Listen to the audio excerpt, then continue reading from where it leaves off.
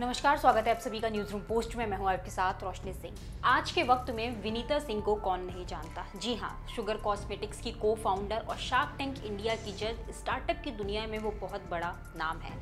Shark tank India के मंच पर उन्हें जगह यूं ही नहीं मिली। जिस उम्र में बच्चे गुड्डा गुड़िया का खेल खेला करते थे, उस उम्र में विनीता ने बिजनेस के गुर सीखने शुरू कर दिए थे। महज 10 साल की उम्र में ही उन्होंने अपनी एक दोस्त के साथ मिलकर एक मैगजीन बनाई थी।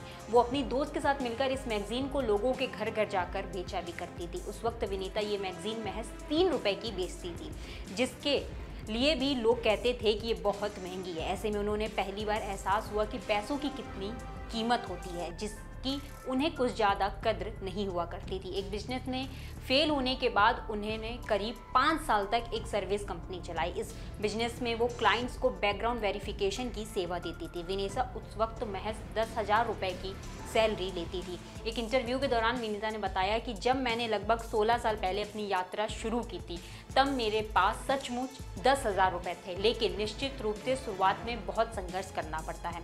मुझे याद है पहले 5 साल पहले इतनी समस्याएं होती थी। मुझे याद है कि मेरे पास एक्वागार्ड लगाने के लिए भी पैसे नहीं थे और मेरी माँ ने जबरदस्ती मेरे घर में एक्वागार्ड लगवा दिया था। इसके अलावा शार्क टैंक इंडिया के जज विनीता सिंह ने समझाया कि आप धैर्य से धीरे धीरे अपना बिजनेस बनाएं, अपने कैश फ्लो को टाइटली मैनेज करें और रोटेट करें, वित्तीय अनुशासन रखें, पैसों में पैसे इधर उधर ना खर्च करें। तो मेरा मानना है कि बिजनेस शुरू करने के लिए कोई भी रकम कम नहीं होती है।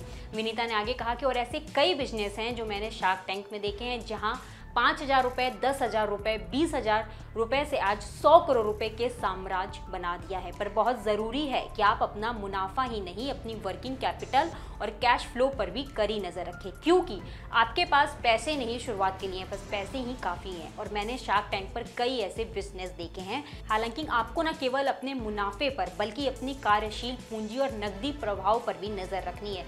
विनीता सिंह इस शो की सबसे फेमस शार्क्स में से एक हैं, जिन्होंने पहले भी कई स्टार्टअप में निवेश किया है और इन इंटरप्राइजेस के विकास में महत्वपूर्ण भूमिका भी निभाई है। तो इस वीडियो में फिलहाल इतना ही, फिर मिलेंगे एक नए वीडियो के साथ।